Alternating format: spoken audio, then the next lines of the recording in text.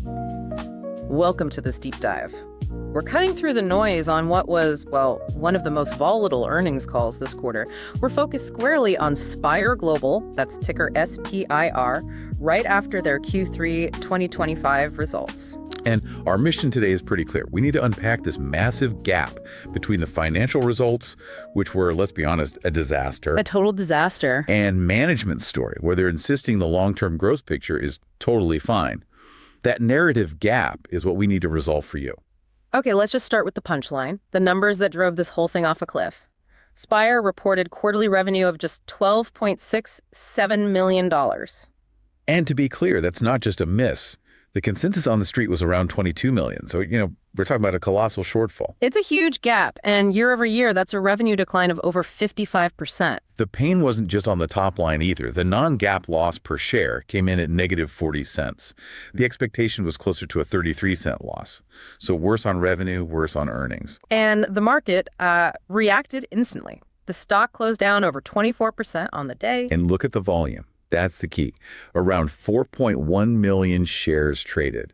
This wasn't just a small-time reaction. This was serious institutional concern making its presence felt. But this is where the whole deep dive really begins. Management immediately came out with a very, very strong counter-narrative. They did. Their whole argument, the entire thesis, boils down to two words. Mix and timing. They were adamant this had nothing to do with a drop in underlying demand for their data. They actually said a revenue timing normalization, not a change of growth trajectory. But how is the market supposed to just believe that? That is the multi-million-dollar question, isn't it? If your business is so exposed to government contract timing, isn't timing just another word for risk? Exactly. Well, to give them credit, they did try to break it down. First, they explained that a huge piece of that year-over-year drop, about $11.5 million, was the deliberate absence of maritime revenue. Okay, so that was the business they sold off earlier in the year. A planned reduction. Planned reduction, exactly. So that explains the big 55% year-over-year drop. But it doesn't explain the miss against the $22 million consensus. The analysts already knew maritime was gone. Right, so that still leaves this huge hole, what was it, $6 to $8 million that was just missing from the quarter? Purely timing, according to them. And they pointed to two things. First, about 4 to 5 million of it came from delays in milestone payments on one single multi-year contract. Just accounting rules, basically. They did the work but couldn't book the revenue. Correct. But the second piece is, I think, a lot more concerning for near-term visibility. Yeah, this one felt big. It was the uncertainty around a major contract renewal with NASA for Earth observation data. I mean, this is a contract that's historically worth about $7 million a year. That delay creates a vacuum. So to put a bow on it, management said over $10 million of revenue they expected in 2025 just got shoved into 2026 because of government delays. U.S. government shutdown threats, budget cycles, you name it. It's a calendar nightmare.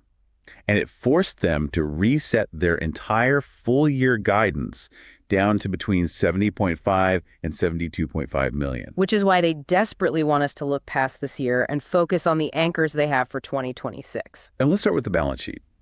Despite all this trouble, they're in a decent cash position. The maritime sale brought in about $233 million. So they're debt-free, which is huge. Absolutely. And they ended the quarter with $96.8 million in cash and marketable securities. But the real anchor, the thing they kept coming back to again and again, was the RPO. Remaining performance obligations. We need to define this because it's the core of their entire defense. Think of RPO as their locked-in future paycheck. It's contractually obligated backlog, money that's been committed and funded by a customer, but Spire hasn't delivered the service yet, so it's not on the income statement. And that number is, what, over $200 million? Over $200 million in total RPO. For a company this size, that is a massive, massive backlog. But what about the near term? How much of that converts in 2026? That's the crucial detail.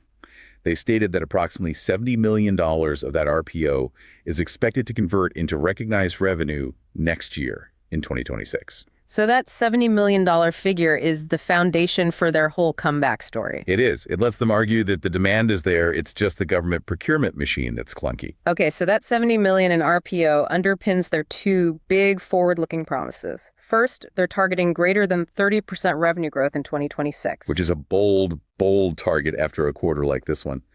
And the second promise is even more important for the stock's long-term health. They're aiming for operating cash flow break-even by the fourth quarter of 2026. Hitting both of those goals would completely change the story around this company. It would fundamentally re-rate the stock. And to prove the demand is real, they pointed to some big recent contract wins. Right, like that $11.2 million NOAA award for GNSS-RO data. Yep, essential for weather modeling. They also got a €3 million renewal from EUMETSAT in Europe and another $2.5 million pilot program with NOAA. The demand for their core data seems to be there. And what's really interesting is how this all ties into their bigger strategy post-maritime sale. They're now laser-focused on government and defense, and specifically Europe. This European pivot is absolutely the linchpin of their long-term thesis. Why? The budgets there are surging. You have Germany committing €7 billion a year to space defense. And the European Space Agency pledging $22 billion over 3 years. And Spire's playing it smart. They've built a manufacturing facility, an ISO-ready clean room in Munich. That gives them local presence, which is critical for winning those ESA contracts that are often earmarked for in-country companies. They're trying to tap into sovereign demand that moves faster than, the U.S. Congress. Precisely. But they also got a huge symbolic win back in the U.S. Oh, right, the MDA Shield selection? Yes. They were selected as an awardee on the Missile Defense Agency's IDIQ contract vehicle. That stands for Indefinite Delivery, Indefinite Quantity. It's basically a hunting license. A hunting license for a very, very big contract pool. The shared ceiling on that vehicle is $151 billion. Now, that is not money in Spire's bank account, but it puts them at the table with the big defense primes to bid on critical task orders.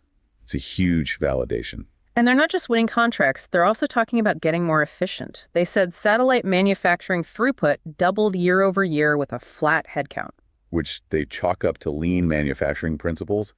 But the metric that really caught my eye was the 50% reduction in on-orbit checkout time. How does that help the bottom line? It directly shortens the time between spending capital to launch a satellite and actually earning revenue from it. Every day a satellite is operational faster is another day you can start converting that RPO backlog into cash. It's all about accelerating that cycle. Okay, let's pull this all together. The market sees this as a huge execution problem.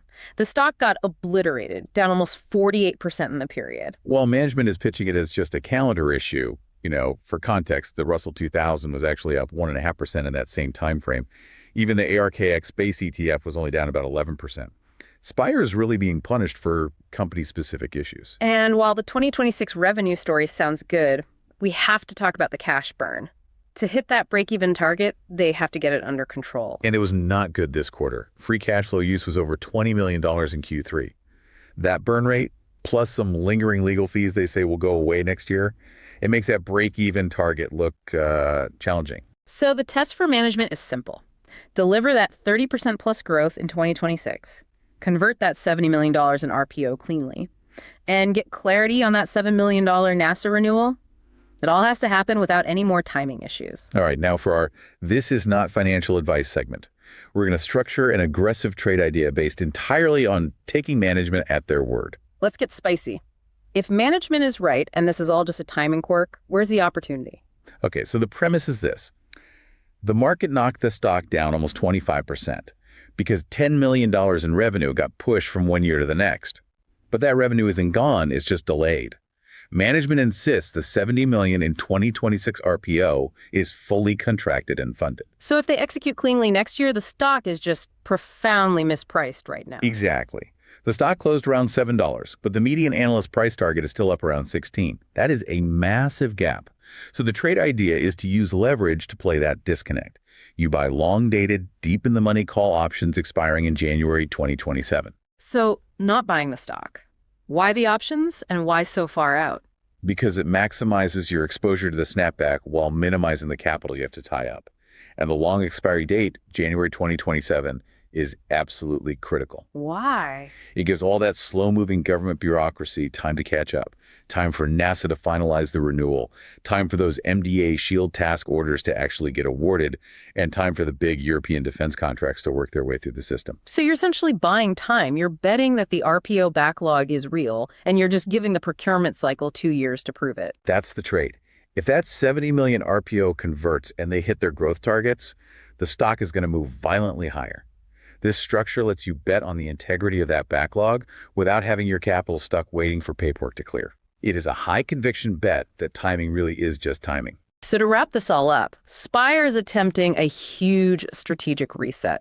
They've shed debt, they've shed their non-core business, but Q3 was the painful proof of just how exposed that leaves them to the messy, unpredictable world of government contract timing. And management is betting the farm on their strategic pivot to Europe. They're hoping that the new urgency and the massive budgets we're seeing from Germany, the ESA, and NATO will lead to contracts that move faster than the U.S. system. So the final provocative thought for you is this. Will that European sovereign demand be the catalyst that finally smooths out Spire's revenue volatility? Or will this company remain forever stuck at the mercy of procurement delays? The answer to that question will define the stock over the next 18 months.